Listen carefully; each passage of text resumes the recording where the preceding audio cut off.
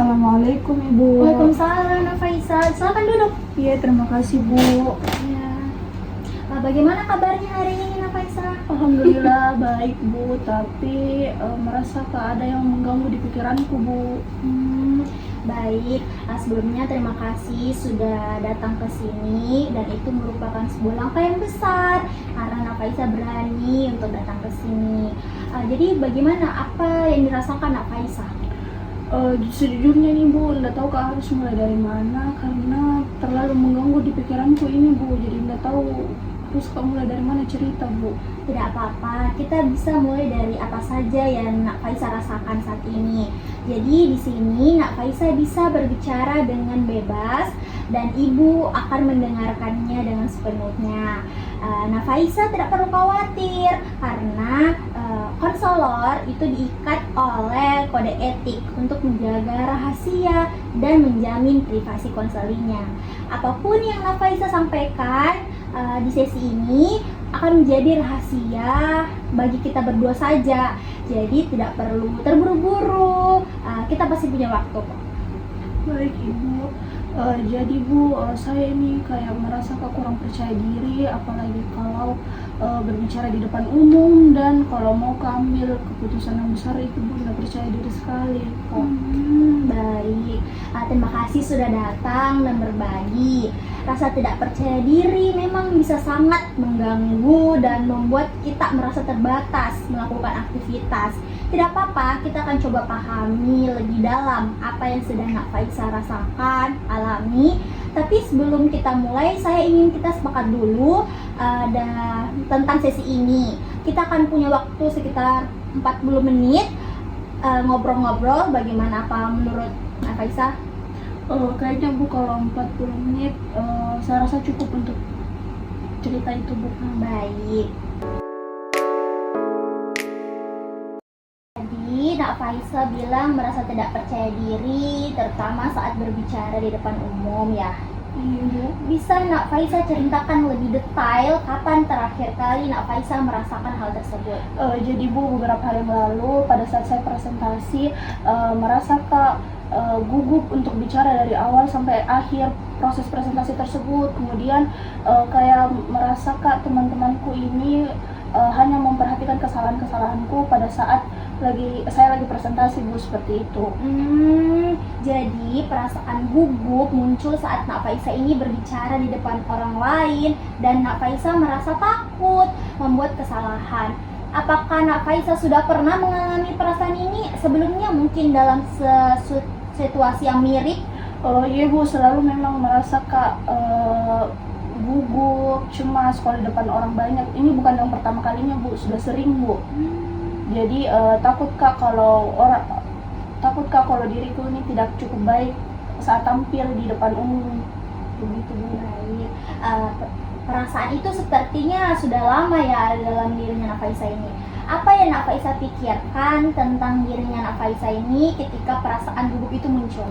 Merasa jadi tidak bisa atau tidak mampu untuk melakukan hal-hal tersebut dengan baik Bu. Kemudian saya merasa ini orang-orang melihat saya sebagai seseorang yang gagal Bu.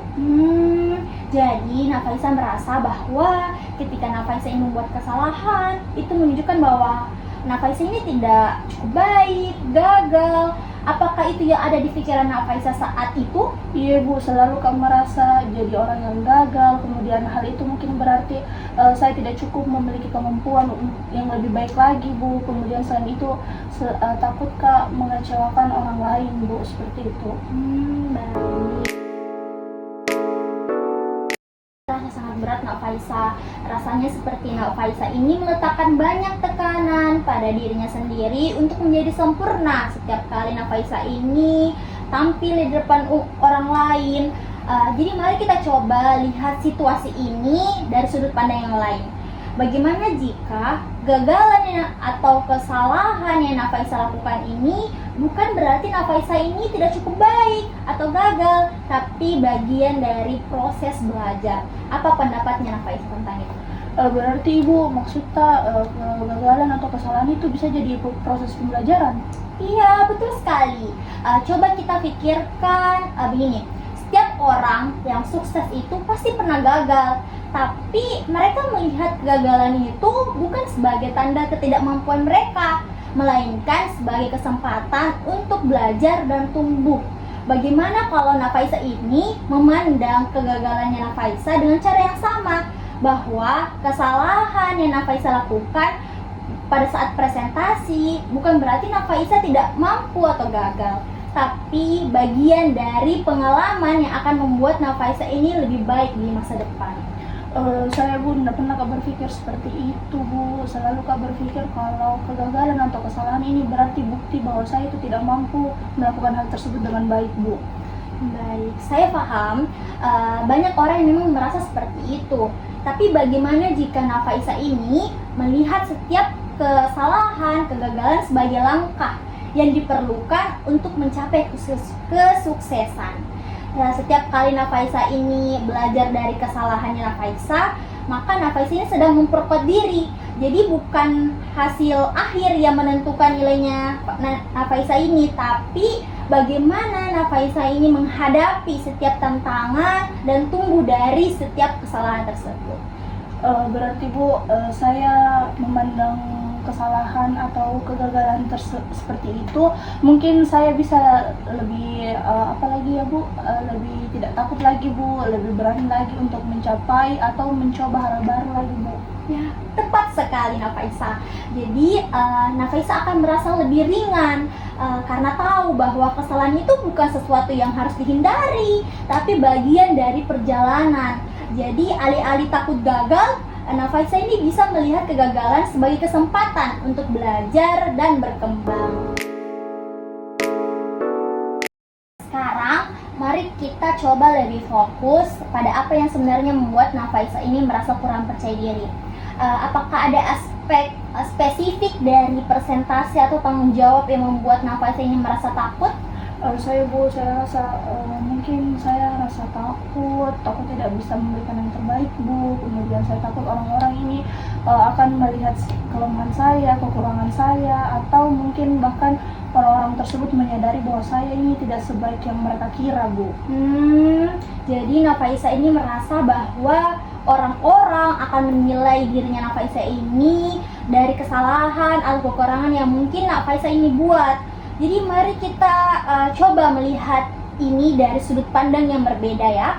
Bagaimana jika orang-orang di sekitarnya Nafaisa ini sebenarnya lebih menghargai usahanya Nafaisa daripada mengharapkan Nafaisa ini untuk sempurna? Berarti Bu, maksudnya Ibu itu mereka tidak mengharapkan saya untuk selalu tampil sempurna Bu? Betul sekali. Kebanyakan orang sebenarnya tuh lebih menghargai ketika seseorang itu berusaha keras. Bahkan jika mereka melakukan kesalahan.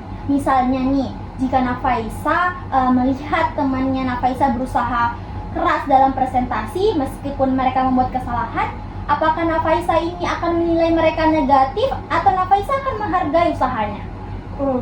Mungkin Bu, saya akan menghargai usahanya Bu. Lalu, mengapa Nafaisa berpikir bahwa orang lain tidak akan melakukan hal yang sama terhadap dirinya Nafaisa ini? Orang-orang di sekitarnya Nafaisa ini mungkin lebih fokus pada usaha dan keberaniannya Nafaisa untuk tampil, bukan pada kesalahan kecil yang Nafaisa buat. Saya Bu tidak pernah berpikir atau tidak pernah berpikir seperti itu Bu. Saya selalu ini berpikir orang-orang ini akan fokus saja kepada kesalahanku Bu. Sebenarnya itu sangat wajar Nafaisa, tapi coba kita reframe pemikiran itu. Bagaimana jika Nafaisa melihat setiap kesempatan berbicara di depan umum sebagai latihan, bukan ujian. Jadi tidak ada tekanan untuk sempurna, hanya kesempatan untuk berlatih dan menjadi lebih baik. Apa yang akan berubah dalam perasaanmu jika Nafaisa ini melihatnya dengan cara seperti itu? Mungkin Bu, kalau saya melihatnya seperti itu, kalau melihat presentasi sebagai latihan Bu, mungkin saya akan merasa lebih rileks, atau mungkin saya tidak terlalu takut lagi dalam membuat kesalahan Bu. Tepat sekali Nafaisa. Jadi mari kita mulai melihat setiap tantangan sebagai latihan untuk menjadi lebih baik, bukan sebagai ujian yang menentukan nilai diri Nafaisa. mari kita pikirkan beberapa solusi yang bisa membantu Nafaisa dalam situasi ini. Bagaimana jika kita mulai dengan sesuatu yang kecil dulu? Misalnya nih, Nafaisa bisa mulai berlatih berbicara depan teman-teman dekatnya. Nafaisa ini punya teman-teman dekat kan? Iya Ibu. Iya. Jadi Nafaisa mulai dulu berbicara di depan teman-teman dekatnya terlebih dahulu sebelum tampil di depan kelompok yang lebih besar. Dengan begitu Nafaisa bisa membangun kepercayaan dirinya Nafaisa secara bertahap. Baik Bu, solusi yang Ibu berikan itu terdengar bagus Bu. Berarti saya coba dulu berbicara di depan teman-teman dekat saya Bu, seperti itu. Iya, betul sekali. Jadi dengan mulai dari kelompok kecil, Nafaisa ini bisa lebih nyaman dan merasa tidak terlalu terbebani. Selain itu, bagaimana kalau Nafaisa ini mulai menulis jurnal tentang pengalamannya Nafaisa setiap kali Nafaisa berhasil menghadapi rasa takut? Itu bisa membantu Nafaisa loh melihat sejauh mana Nafaisa bisa berkembang. Baik Bu, saya bisa menulis jurnal harian yang seperti Ibu sebutkan tadi terkait apa yang saya lakukan dengan baik dan apa yang perlu saya perbaiki lagi Bu. Iya, betul sekali. Dan itu merupakan langkah yang sangat baik. Jadi setiap kali Nafaisa berhasil menyelesaikan sesuatu, meskipun itu kecil sekali, itu adalah bukti bahwa Nafaisa terus berkembang. Bagaimana juga kalau kita melihat kegagalan dengan cara yang sama? Jadi, setiap kali Nafaisa ini membuat kesalahan, Nafaisa bisa melihatnya sebagai kesempatan untuk belajar dan bukan sebagai kegagalan. Misalnya nih, jika Nafaisa melakukan kesalahan saat presentasi, Nafaisa bisa menuliskan apa yang bisa diperbaiki di lain waktu. Apa yang menurut Nafaisa ini pikirkan tentang itu? Baik Bu, mungkin saya rasa yang Ibu sebutkan tadi itu bisa membantu saya Bu. Kemudian dengan mencatat hal-hal yang terjadi atau hal-hal yang bisa saya perbaiki, saya tidak hanya fokus pada kesalahan saja Bu, tetapi saya juga fokus pada langkah-langkah yang mungkin bisa memperbaiki kesalahan tersebut. Tepat sekali. Dan jangan lupa juga untuk mencatat pencapaian-pencapaian kecilnya Nafaisa, menghargai setiap kemajuan yang Nafaisa buat. Jadi sekecil apapun itu akan sangat membantu dalam membangun kepercayaan dirinya Nafaisa.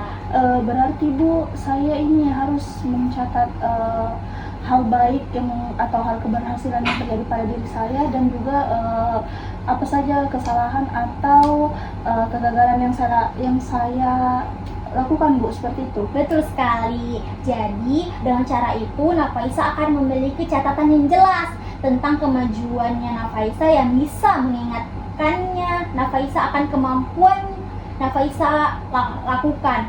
Jadi selain itu, bagaimana kalau Nafaisa ini juga mencari video-video motivasi tentang kepercayaan diri?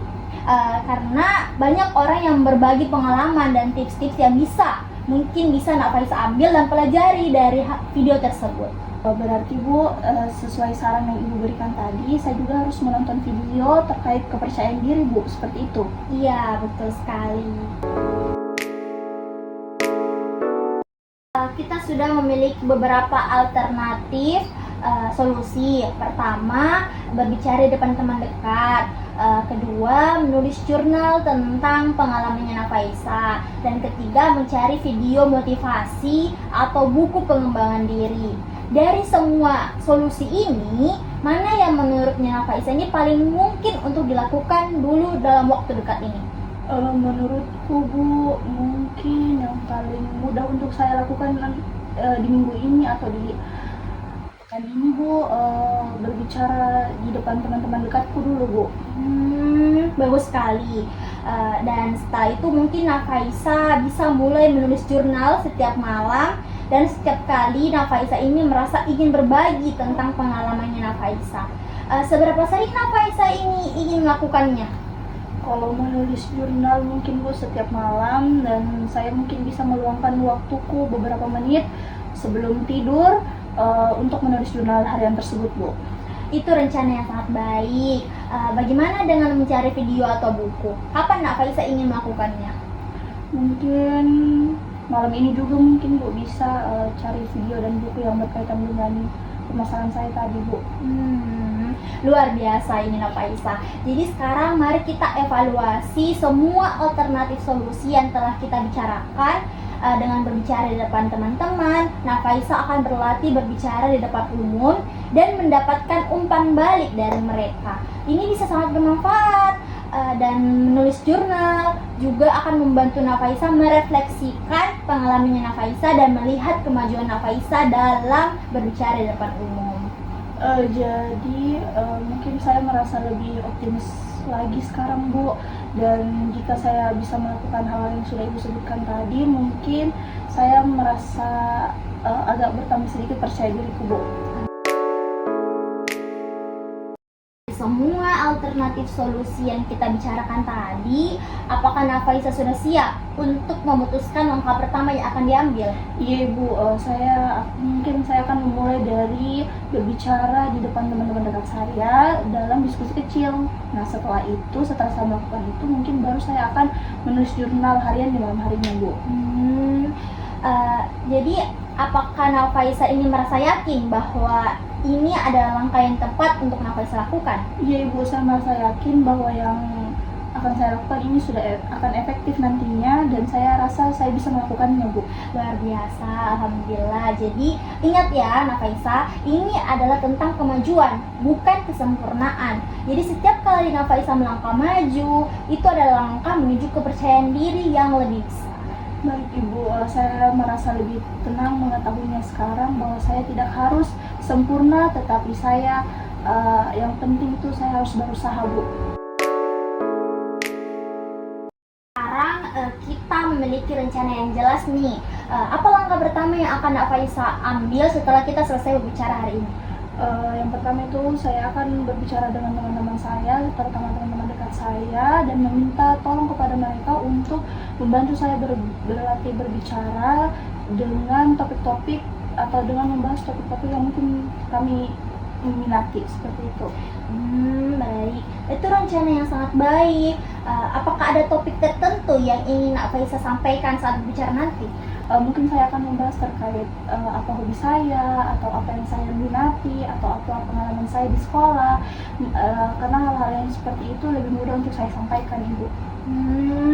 Bagus sekali. Setelah itu bagaimana dengan menulis jurnal? Kapan Nafaisa akan memulainya? Saya akan melakukannya di setiap malam setelah habis bekerja atau beraktivitas sehari-hari, Bu. Kemudian saya akan merefleksikan aktivitas saya tersebut atau pengalaman saya pada hari tersebut di dalam jurnal harian tersebut, Bu. Baik. Dan ingat ya, untuk mencatat semua kemajuan Nafaisa dan bagaimana perasaannya Nafaisa setelah melakukannya. Hal ini bisa menjadi pengingat untuk dirinya Nafaisa sendiri bahwa Nafaisa itu bisa terus berkembang. Menyusun rencana tindakan yang jelas. Bagaimana perasaannya Nafaisa setelah sesi ini?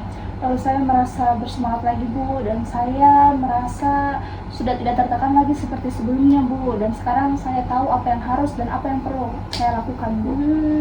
Itu sangat baik. Perasaan memang tidak selalu datang dengan cepat, tapi setiap langkah kecil yang Nafaisa ambil adalah suatu kemajuan. Nafaisa memiliki rencana yang terstruktur dan hal-hal yang bisa dikerjakan untuk mencapai kepercayaan diri Nafaisa lebih besar lagi. Iya, Ibu, terima kasih banyak, Bu. Saya akan berusaha menjalankan solusi-solusi yang telah Ibu tadi berikan. Kemudian saya akan kembali untuk memberitahukan progres saya, Bu. Saya senang sekali mendengarnya Nafaisa. Jadi kalau Nafaisa mau memperlihatkan jurnal-jurnal hariannya yang telah dibuat atau progres-progresnya, silahkan datang ke sini, jangan ragu-ragu karena saya selalu ada di sini dan saya ada di sini untuk membantu Nafaisa. Baik, Ibu, sekali lagi terima kasih banyak, Bu. Saya sangat menghargai bantuan yang telah Ibu berikan kepada saya hari ini. Mungkin kalau begitu, Ibu, saya mau izin pamit soalnya ada kelas lagi setelah ini. Iya, silakan. Tapi ingat ya, setiap usaha yang Nafaisa lakukan adalah langkah mencapai tujuan. Jadi jangan selalu tidak percaya diri, semangat. Baik, ya. Ibu. Iya, Ibu. Terima kasih, Ibu. Iya. Hati-hati.